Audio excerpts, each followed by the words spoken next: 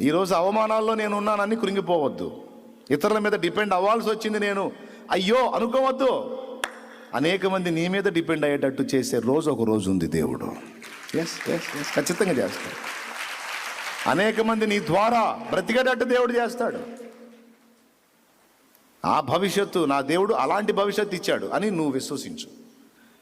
సాతాను అంటాడు అట్లేమి లేదు, ఇప్పుడే ఎంత దరిద్రంగా ఉంది, భవిష్యత్తు ఇంకా దరిద్రంగా ఉంటుంది అంటాడు. నువ్వెవడరా చెప్పడానికి? నువ్వేమన్నా నన్ను సృష్టించిన సృష్టికర్తవా?